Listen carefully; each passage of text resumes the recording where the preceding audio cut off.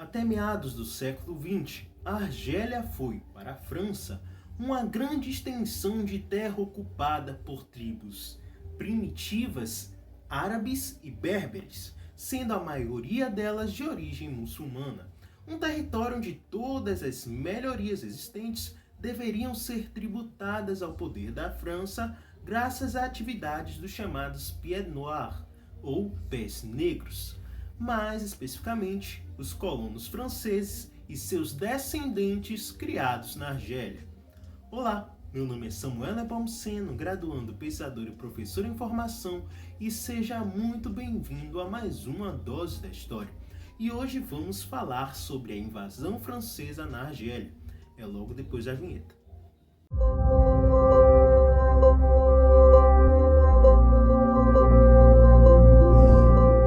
Antes de continuar, não se esqueça de se inscrever, beleza?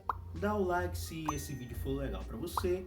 E não se esqueça de seguir a gente lá no Instagram, beleza? Bora lá? Em 1865, a Argélia foi oficialmente anexada pela França, decretando assim que todos aqueles que renegassem o Estatuto Civil Muçulmano deveriam receber a cidadania francesa. O decreto de anexação determinava que quem aceitasse a cidadania deveria abrir mão também do código religioso islâmico, a Sharia, ou seja, uma renúncia ao próprio islamismo. Fontes afirmam que apenas 200 argelinos aceitaram tal mudança. A França recorreu a várias formas possíveis de domínio para se impor, por meio de leis, o exercício da força ou até mesmo uma combinação de ambas. A maior parte das autoridades legais era francesa, incluindo os principais cargos. Os muçulmanos perdiam poder gradativamente para os conselhos municipais de maioria francesa e pagavam impostos mais altos que os colonos. Em 1880 foi criado o Código dos Indígenas, que previa duras penas aos que infringissem as leis coloniais.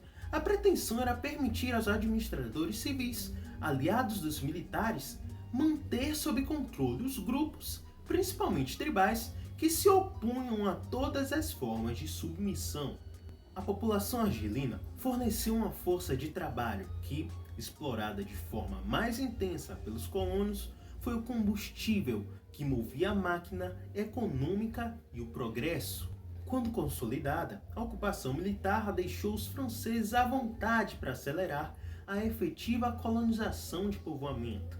Os colonos europeus recebiam da metrópole a propriedade de terras que eram da população nativa. Através da Lei Warmier, a França regulamentou essa exploração, entregando terras a imigrantes desde que eles se dispusessem a residir em definitivo na Argélia. Paralelamente a essa política oficial, muitos franceses decidiram comprar terras por conta própria.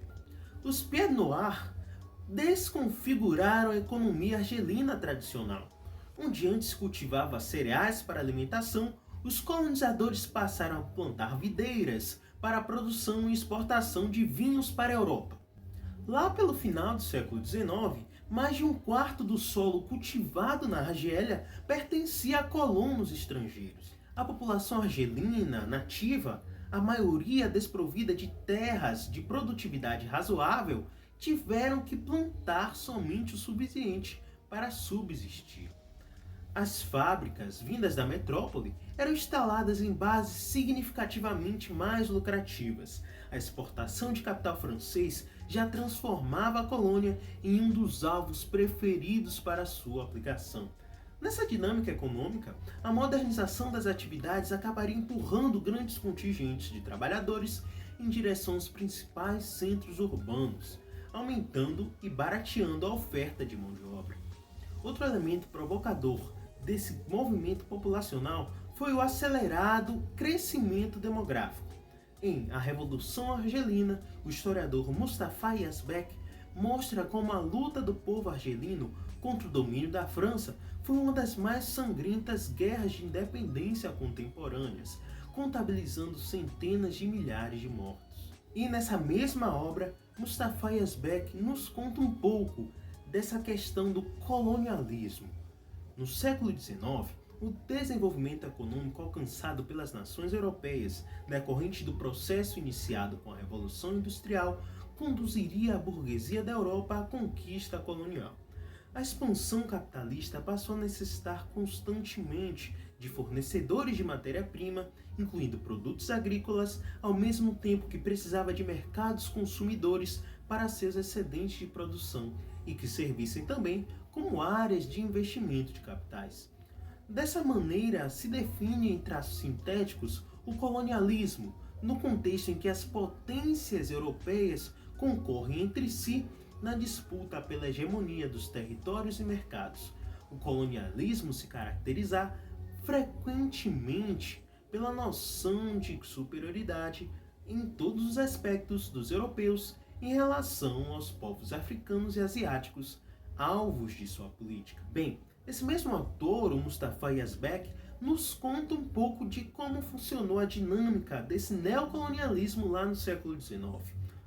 No século XIX, o desenvolvimento econômico alcançado pelas nações europeias do processo iniciado com a Revolução Industrial conduziria a burguesia da Europa à conquista colonial.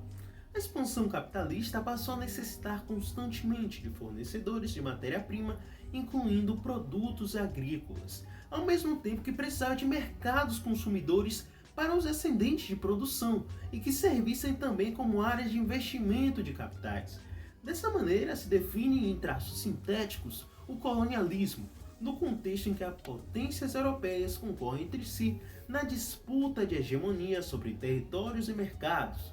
O colonialismo se caracterizará frequentemente pela noção de superioridade em todos os aspectos dos europeus em relação aos povos africanos e asiáticos. Muito obrigado por assistir esse vídeo até aqui. O Doses da História é um projeto educacional feito com bastante cuidado.